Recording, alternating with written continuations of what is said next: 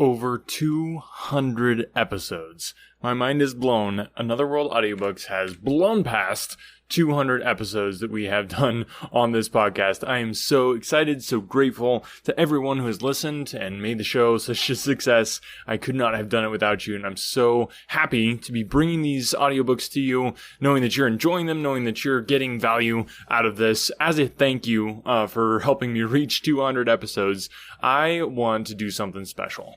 So here's what I'd like to do. I'd like to enter anyone who requests a free audiobook from the website, anotherworldaudiobooks.com.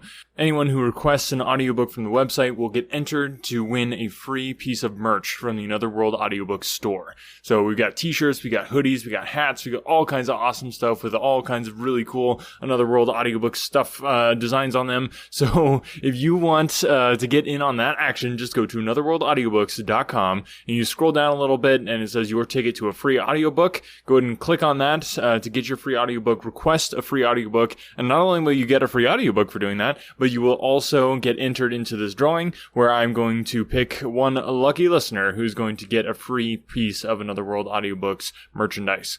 So make sure to check that out, and here's to the next 200 episodes.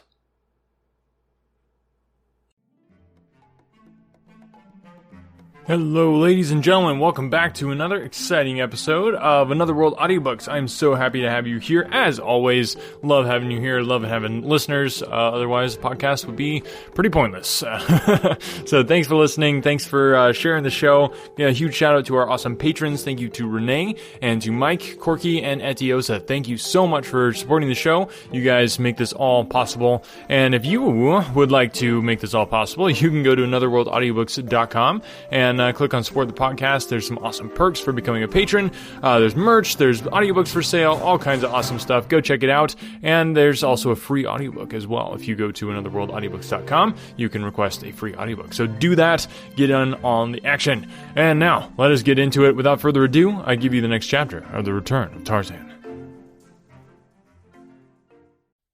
Chapter 23. The 50 Frightful Men. For several long minutes, Jane Porter and William Cecil Clayton stood silently looking at the dead body of the beast whose prey they had so narrowly escaped becoming. The girl was the first to speak again, after her outbreak of impulsive avowal. "Who could it have been?" she whispered. "God knows," was the man's only reply. "If it is a friend, why does he not show himself?" continued Jane. "Wouldn't it be well to call out to him, and at least thank him?" Mechanically, Clayton did her bidding, but there was no response. Jane Porter shuddered. "The mysterious jungle," she murmured. "The terrible jungle. It renders even the manifestation of friendship terrifying." "We had best return to the shelter," said Clayton. "You will be at least a little safer there. I am no protection whatever," he added bitterly. "Do not say that, William," she hastened to urge, acutely sorry for the wound her words had caused. "You have done the best you could. You have been noble and self-sacrificing and brave. It is no fault of yours that you are not a Superman. There is only one other man I have ever known who could have done more than you. My words were ill chosen in the excitement of the reaction. I do not wish to wound you. All that I wish is that we may both understand once and for all that I can never marry you, that such a marriage would be wicked." "I think I understand," he replied. "Let us not speak of it again, at least until we are back in civilization." The next day, Thurin was worse. Almost constantly, he was in a state of delirium. They could do nothing to relieve him, nor was Clayton over-anxious to attempt anything. On the girl's account, he feared the Russian. In the bottom of his heart, he hoped the man would die. The thought that something might befall him that would leave her entirely at the mercy of this beast caused him greater anxiety than the probability that almost certain death awaited her should she be left entirely alone upon the outskirts of the cruel forest. The Englishman had extracted the heavy spear from the body of the lion, so that when he went into the forest to hunt that morning, he had a feeling of much greater security than at any time since they had been cast upon the savage shore. The result was that he penetrated farther from the shelter than ever before. To escape as far as possible from the mad ravings of the fever-stricken Russian, Jane Porter had descended from the shelter to the foot of the tree. She dared not venture farther. Here, beside the crude ladder Clayton had constructed for her, she sat looking out to sea, in the always surviving hope that a vessel might be sighted. Her back was toward the jungle, and so she did not see the grasses part, or the savage face that peered from between.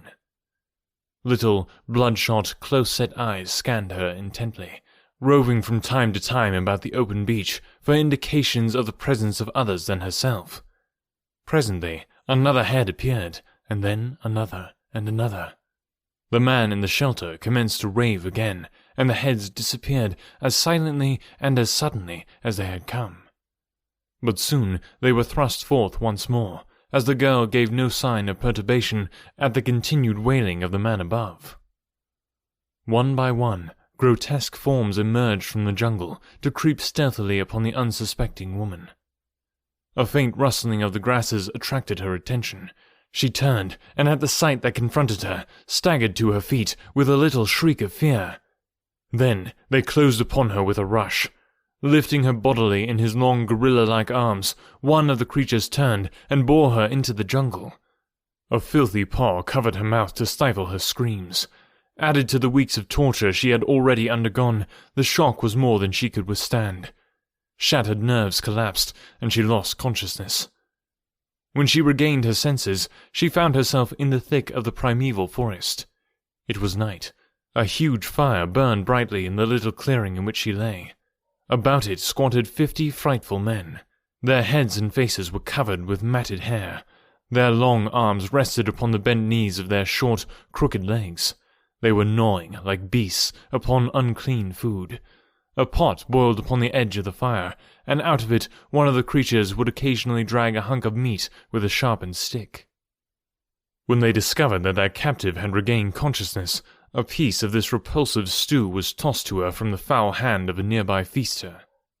It rolled close to her side, but she only closed her eyes as a qualm of nausea surged through her. For many days they travelled through the dense forest. The girl, footsore and exhausted, was half dragged, half pushed through the long, hot, tedious days. Occasionally, when she would stumble and fall, she was cuffed and kicked by the nearest of the frightful men. Long before they reached their journey's end, her shoes had been discarded, the soles entirely gone. Her clothes were torn to mere shreds and tatters, and through the pitiful rags, her once white and tender skin showed raw and bleeding from contact with the 1,000 pitiless thorns and brambles through which she had been dragged. The last 2 days of the journey found her in such utter exhaustion that no amount of kicking and abuse could force her to her poor bleeding feet. Outraged nature had reached the limit of endurance, and the girl was physically powerless to raise herself even to her knees. As the beasts surrounded her, chattering threateningly the while, they goaded her with their cudgels, and beat her and kicked her with their fists and feet. She lay with closed eyes, praying for the merciful death that she knew alone could give her surcease from suffering. But it did not come, and presently the 50 frightful men realized that their victim was no longer able to walk, and so they picked her up and carried her the balance of the journey. Late one afternoon, she saw the ruined walls of a mighty city looming before them, but so weak and sick was she that it inspired not the faintest shadow of interest. Wherever they were bearing her, there could be but one end to her captivity among these fierce half-brutes. At last they passed through 2 great walls and came to the ruined city within. Into a crumbling pile they bore her, and here she was surrounded by hundreds more of the same creatures that had brought her. But among them were females who looked less horrible. At sight of them, the first faint hope that she had entertained came to mitigate her misery. But it was short-lived, for the women offered her no sympathy, though, on the other hand, neither did they abuse her. After she had been inspected to the entire satisfaction of the inmates of the building, she was borne to a dark chamber in the vaults beneath, and here, upon the bare floor, she was left, with a metal bowl of water and another of food. For a week, she saw only some of the women whose duty it was to bring her food and water. Slowly, her strength was returning. Soon, she would be in fit condition to offer as a sacrifice to the flaming god. Fortunate indeed it was that she could not know the fate for which she was destined. As Tarzan of the Apes moved slowly through the jungle after casting the spear that saved Clayton and Jane Porter from the fangs of Numa, his mind was filled with all the sorrow that belongs to a freshly opened heart wound. He was glad that he had stayed his hand in time to prevent the consummation of the thing that, in the first mad wave of jealous wrath, he had contemplated. Only the fraction of a second had stood between Clayton and death at the hands of the ape-man. In the short moment that had elapsed after he had recognized the girl and her companion, and the relaxing of the taut muscles that held the poised shaft directly at the Englishman's heart, Tarzan had been swayed by the swift and savage impulses of brute life. He had seen the woman he craved, his woman, his mate, in the arms of another. There had been but one course open to him, according to the fierce jungle code that guided him in this other existence. But just before it had become too late, the softer sentiments of his inherent chivalry had risen above the flaming fires of his passion and saved him. 1,000 times he gave thanks that they had triumphed before his fingers had released that polished arrow. As he contemplated his return to the Waziri, the idea became repugnant. He did not wish to see a human being again. At least he would range alone through the jungle for a time, until the sharp edge of his sorrow had become blunted. Like his fellow beasts, he preferred to suffer in silence and alone. That night he slept again in the amphitheater of the apes, and for several days he hunted from there, returning at night. On the afternoon of the third day he returned early. He had lain stretched upon the soft grass of the circular clearing for but a few moments when he heard, far to the south, a familiar sound. It was the passing through the jungle of a band of great apes. He could not mistake that. For several minutes he lay listening. They were coming in the direction of the amphitheater. Tarzan arose lazily and stretched himself. His keen ears followed every movement of the advancing tribe. They were upwind, and presently he caught their scent, though he had not needed this added evidence to assure him that he was right. As they came closer to the amphitheater, Tarzan of the Apes melted into the branches upon the other side of the arena. There he waited to inspect the newcomers, nor had he long to wait. Presently, a fierce, hairy face appeared among the lower branches opposite him. The cruel little eyes took in the clearing at a glance. Then there was a chattering report returned to those behind. Tarzan could hear the words. The scout was telling the other members of the tribe that the coast was clear and that they might enter the amphitheater in safety. First, the leader dropped lightly upon the soft carpet of the grassy floor, and then, one by one, nearly 100 anthropoids followed him. There were the huge adults and several young. A few nursing babes clung close to the shaggy necks of their savage mothers. Tarzan recognized many members of the tribe. It was the same into which he had come as a tiny babe.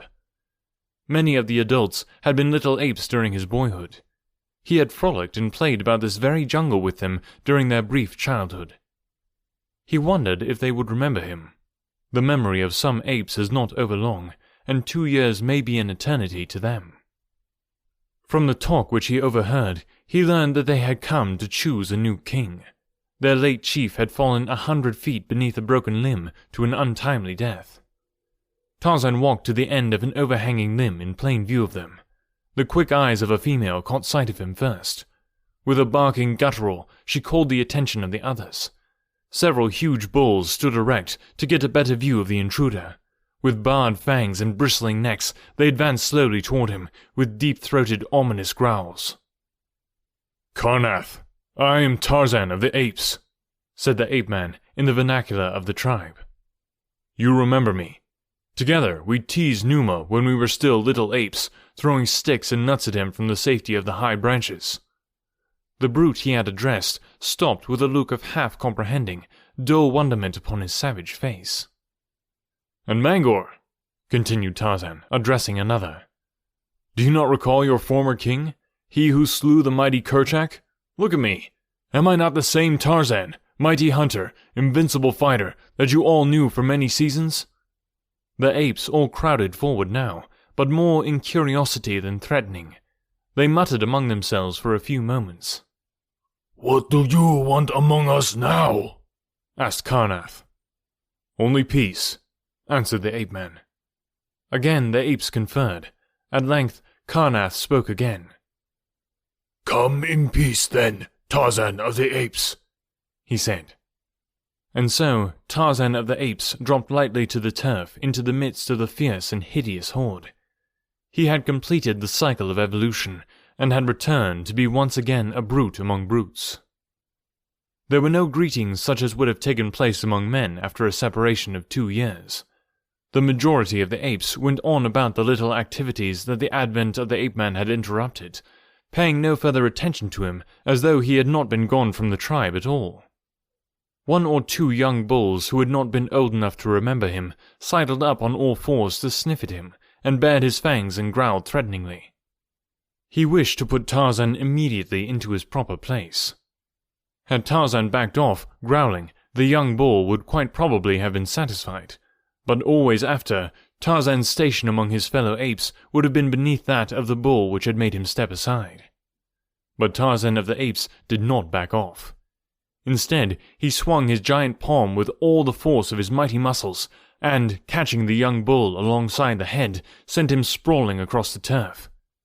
The ape was up and at him again in a second, and this time they closed with tearing fingers and rending fangs, or at least that had been the intention of the young bull. But scarcely had they gone down, growling and snapping, than the ape-man's fingers found the throat of his antagonist. Presently, the young bull ceased to struggle, and lay quite still.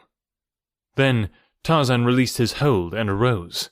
He did not wish to kill, only to teach the young ape, and others who might be watching, that Tarzan of the Apes was still master. The lesson served its purpose. The young apes kept out of his way, as young apes should when their betters were about, and the old bulls made no attempt to encroach upon his prerogatives. For several days, the she-apes with young remained suspicious of him, and when he ventured too near, rushed upon him with wide mouths and hideous roars. Then Tarzan discreetly skipped out of harm's way, for that also is a custom among the apes. Only mad bulls will attack a mother. But after a while, even they became accustomed to him.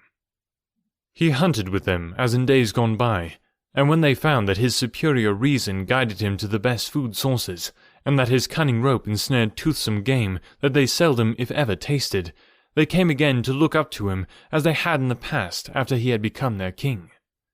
And so it was that before they left the amphitheatre to return to their wanderings, they had once more chosen him as their leader. The ape-man felt quite contented with his new lot. He was not happy.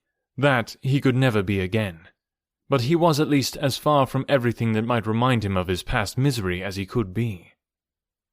Long since, he had given up every intention of returning to civilization, and now he had decided to see no more of his black friends of the Waziri. He had forsworn humanity forever. He had started life an ape. As an ape, he would die.